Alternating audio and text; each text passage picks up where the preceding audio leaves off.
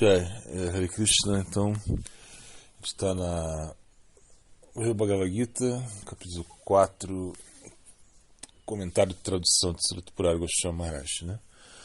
Madhusudana Sarasvati menciona que logo depois de alcançar o estado de Divamukta, as pessoas podem desenvolver uma atitude afetuosa para Krishna, chamada de Rati, amor, né? A gente está na página 358, né? Entretanto, apesar que ele disse isso, ele ensina que este Rati, através do qual o Divamukta saboreia o Krishna Lila, não se logra estender até Videhamukti, liberação final. Isso se encontra em marcado contraste com o Vaishnavismo, onde o Divamukta experimenta Rati por Krishna e continua fazendo o Krishna Lila, logo da liberação final, né? Na medida que o caminho devocional emerge na mente de Krishna, ele reflete a respeito de seus distintos tipos de devotos em cujos corações brota a emoção espiritual por ele. Ditado o enfoque amoroso particular que cada um deles. Ele pensa que seus servos, amigos e mais velhos e amantes, aqueles que participam do drama do amor divino, né? Na medida em que tomam completo refúgio em Krishna, aqueles em cujos corações despertou uma profunda emoção espiritual, Bhavarati, por isso tais pessoas encontrarão a sua lila de acordo com isso. Refletindo principalmente sobre esses devotos, no seguinte verso, Krishna também se reflete de forma secundária sobre todos os seres e a relação deles com ele, inclusive no seu estado de cativeiro. Ele faz isso enquanto age. Se pergunta eventualmente o seguinte: os seus devotos sabem que o seu nascimento e atividades são eternamente certos, porém outras pessoas, tais como os Gyanis, pensam o que eles pensam a respeito de forma diferente, né? Que é então que ocorre com eles. A resposta disso Krishna dá no seguinte verso, né? Bom, em qualquer forma em que as pessoas se refugiem em mim, eu vou reciprocar correspondentemente com eles. Todos seguem o meu caminho em todas as circunstâncias, filho de Prita. Bom, comentário. Krishna está falando aqui principalmente dos seus devotos, porém, ao mesmo tempo se dirige a outras pessoas, aqueles que se aproximam a ele direto ou indiretamente para qualquer outra coisa que não seja entrar em sua lila, tal como aqueles interessados em autorrealização, tanto Karma Yogis como Jnana Yogis também.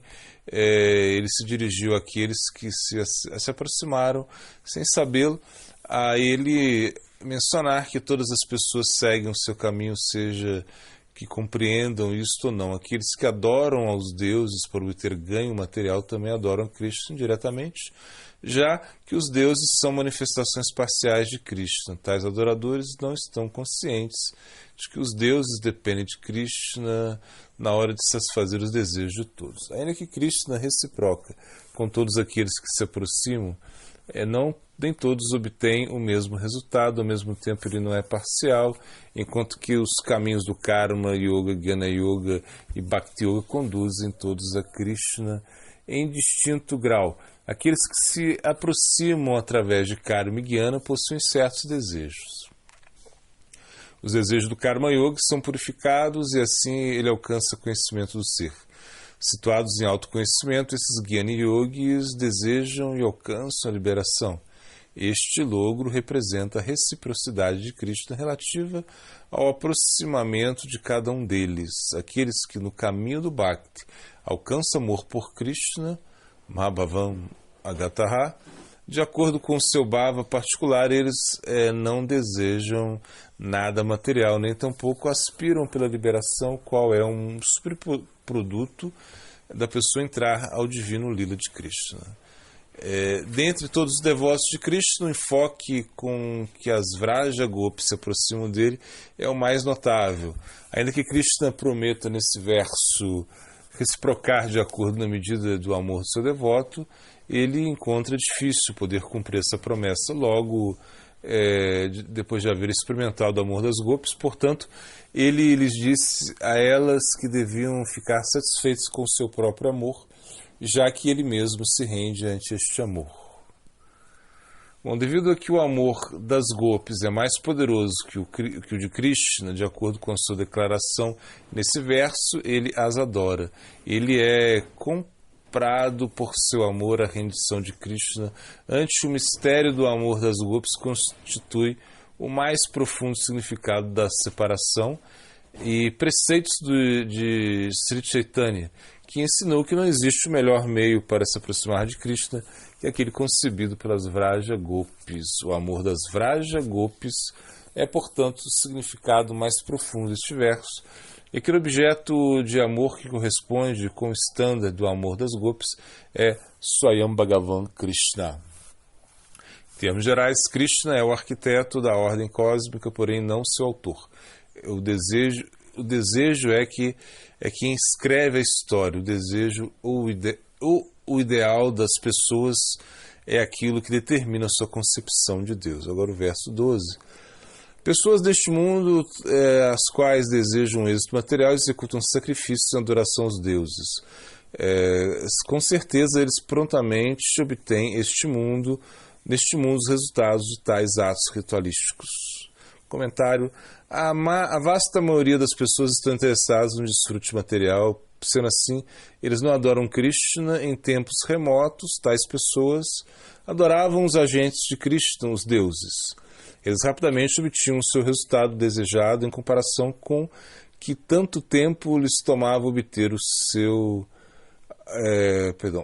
Em comparação com que tanto tempo lhes tomava obter o seu aqueles interessados em assuntos espirituais.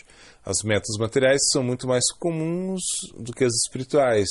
Em nossos tempos parece ser que as primeiras se obtêm sem nenhum tipo de adoração em absoluto. Entretanto, o princípio da adoração não fica limitado ao âmbito religioso. Os gurus e os deuses abundam em todas as esferas da vida social e política. Os arrastanos ante a crescente globalização corporativa faz que se ganhem eleições, entretanto eles aprisionam aos mesmos, isso aprisiona aos mesmos vencedores, né? Talvez estejamos resistindo a tal tipo de adoração em pós da dignidade humana, porém nossa mais elevada perspectiva, ela se repousa em realizar a dignidade da alma. Não devemos responder a ninguém mais do que a nossa própria alma e a Deus, e para fazer isso devemos retirar nosso patrocínio do ego material em si mesmo, sem defender nem aos ricos nem aos pobres. Esta é a base não dual sobre a qual o devoto se ajoelha em oração.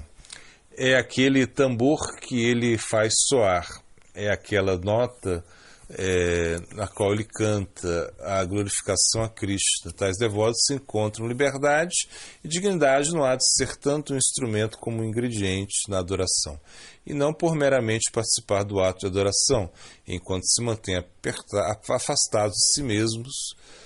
A si mesmo. A dignidade da alma é obtida à custa do nosso próprio ser, um preço que muitos não estão dispostos a pagar. A devoção pura é raramente alcançada e, por isso, as pessoas em geral se encontram menos interessadas nela, inclusive quando os resultados de tal devoção superam com a crença a qualquer outro procedimento. Supera com crescer a qualquer outro procedimento.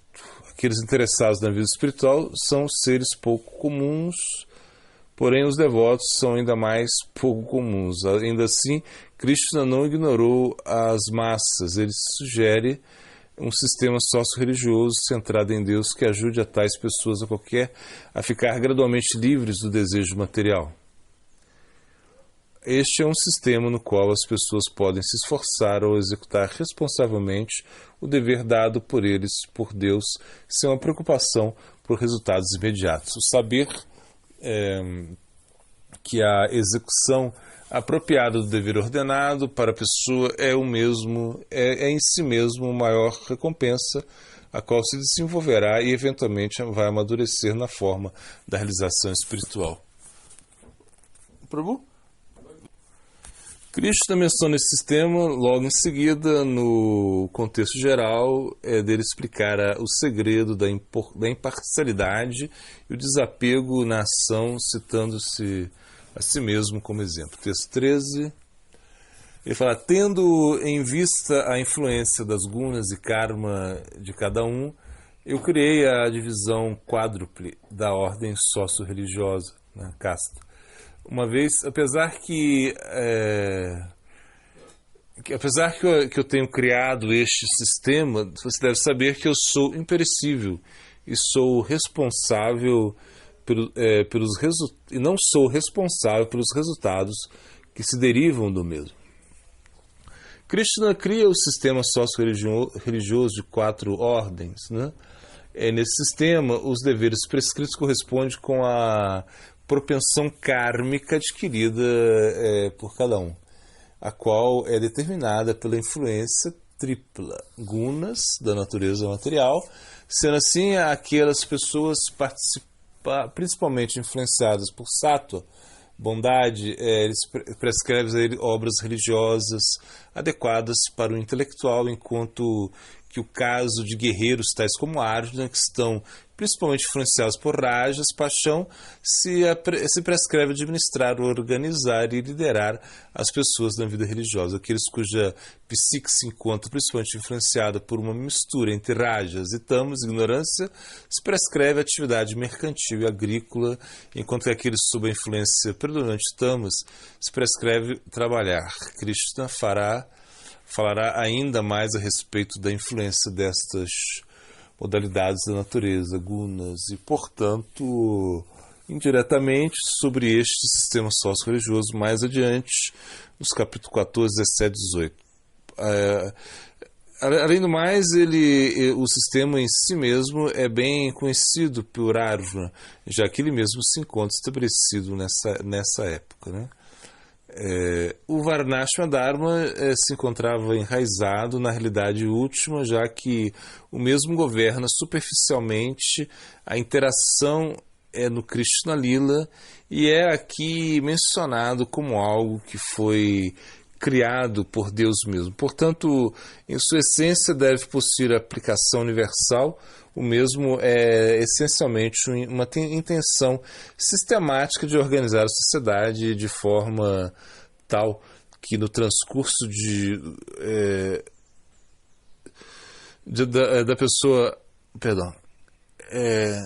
a sociedade de forma tal que no transcurso da pessoa alcançar valores materiais, os valores espirituais também sejam perseguidos, né? É um sistema no qual o espiritual recebe a prioridade mais elevada. Entretanto, muitos dos seus detalhes pertencentes aos tempos védicos, tais como sua forma monárquica de governo, representariam uma tentativa contraproducente ao tentá-lo implementar na sociedade moderna. De fato, qualquer intenção por ressuscitar o Varnashma Dharma em todos os seus sentidos enfrentará numerosos obstáculos, enquanto que sua essência, seu espírito de trabalho, diligente e responsável, assim como o ideal último para onde tenta nos empurrar, gentilmente deveriam receber uma ampla aceitação. Aqui Krishna não busca explicar este sistema, senão meramente assinalar sua própria posição em relação a ele. Ainda que ele seja seu criador, ele não está involucrado com o mesmo. O dito sistema otorgará resultados de acordo e como cada indivíduo se dedica a ele. Bom, Cristo se encontra mais além do sistema sócio-religioso, que ele mesmo põe em movimento, e, portanto, o método para alcançar o amor por ele e entrar nesse seu livro não poderá provir da pessoa mera e unicamente seguir esse sistema. Ademais, além de estabelecer esse importante ponto, No contexto de sua proposta última, ligada à devoção, Krishna aqui assinala a si mesmo como exemplo de alguém que atua sem acumular reações kármicas. Dificilmente poderíamos imaginar-nos alcançando algo mais em adição ao fato de não haver estabelecido um sistema sócio-religioso. E ainda que Krishna se tenha feito isso, ele diz que não se encontra atado por dito sistema. Isso é o que Krishna deseja que Arjuna faça neste momento, que atue de tal maneira que não fique atado pelas reações kármicas.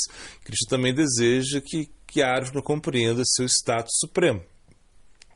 Sendo assim, enquanto explica sua posição única, cujo conhecimento é essencial para a devoção, Krishna também assinala para o seu próprio exemplo no próximo verso para inspirar ainda mais a Arjuna para que atue em Karma Yoga. Continuando aqui. 1º de agosto, né? Bom, com a purificação do modo rajásico, você vai começar a entregar coisas no modo da bondade, depois no modo da bondade pura. Om Tat Sat vai estar presente em todos esses aspectos. Om Tat Sat é pronunciado pelos iniciantes também por essas pessoas que já estão no caminho da renúncia. Uma coisa é você entregar um objeto material, outra coisa é você entregar o seu ser. Essa é a grande diferença. Geralmente as instruções védicas são como um comando, mas uma pessoa que tem fé, ou seja, uma pessoa que tem confiança nisso, vai sentir que esses comandos são amorosos, são um comando para o nosso bem. Então, por exemplo, se você faz um negócio, você quer algo material, e se você faz um sacrifício e pronuncia Om Tat Sat, você vai purificar isso. Você está querendo algo material, mas Om Tat Sat ele serve também para purificar. É Rajaguna, mas serve muito para purificação. Fé significa confiança no plano de Vaikunta, por exemplo. Quando você está em uma terra estrangeira, em um lugar diferente, você vai pegar algo para comer e ler a embalagem para saber o que tem ali. Por quê? Porque você duvida, mas quando você chega à sua casa e a sua mãe oferece algo, você come com segurança, porque é a sua mãe e você tem confiança nela.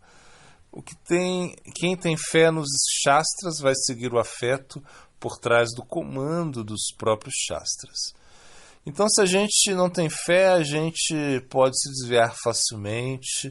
Na realidade, podemos tentar seguir Dharma Shastras, mas outros tipos de fé, mas nós deveríamos seguir o Bhakti Shastra, ou seja, a fé que o Bhakti nos dá. Om Tat Sat tem sido uma fórmula mântrica que Krishna tem nos entregado muito especialmente, e isso tem que ser pronunciado antes de todas as atividades védicas. O Chaitanya Charitamrita define a fé. Basicamente é isso. Por você dedicar o ser a Krishna, você não tem mais nenhuma obrigação. Como falava Prabhupada Bhaktisiddhanta, não tente ver Deus, mas atue de uma maneira que Deus possa ver você.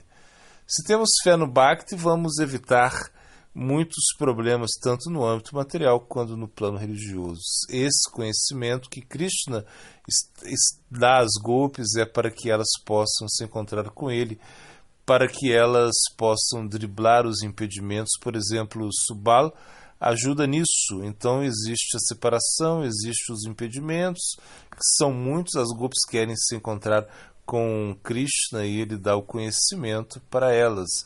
Buddha Yoga, então, por exemplo, ele vai dar vários sinais para que elas possam se encontrar com ele, eles principalmente através das Priyadarma Chakas.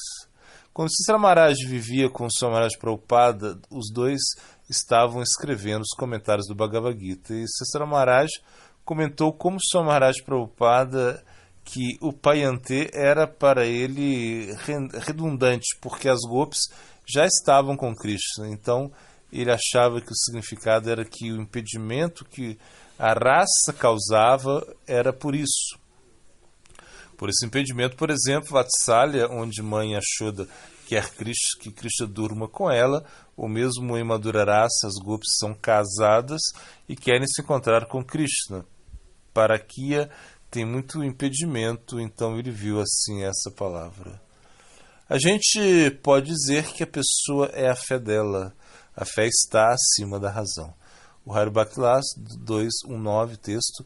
Não tente distinguir entre amigo e inimigo, puro ou impuro, quanto canta esse mantra. Nenhum trabalho é requerido quando pratica o canto desse mantra. Assim como o fogo não leva tempo para queimar o algodão em cinzas, a mesma forma esse mantra não leva nenhum momento para destruir a escuridão nascida da ignorância. Assim, acima deste mantra,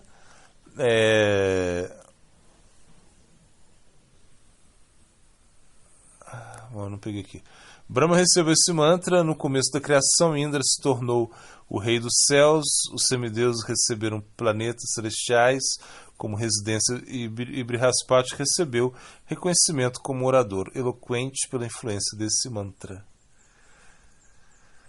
O verso 35, Teshanva no Kampartam, 47, Jerri Sansparshan de Abogá, 89, Putradarapta Bandunam, o cada estudando novo verso Ayman, a mim, Cha também, e a aquele que aviabhyacharena, sem falta.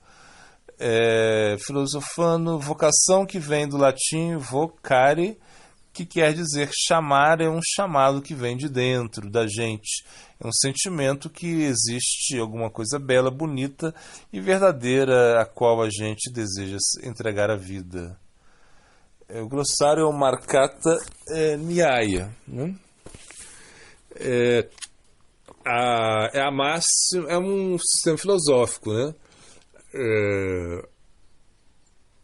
Da Ramanuja Sampradaya. Markata Nyaya é a máxima do macaco. Ou seja, você tem que fazer a sua parte. Né? Essa é mais a escola védica. Né? Você tem que, como uma macaca, o macaquinho, né, segurando a macaca e a mãe leva o macaquinho para todo lugar, né? Tem que segurar.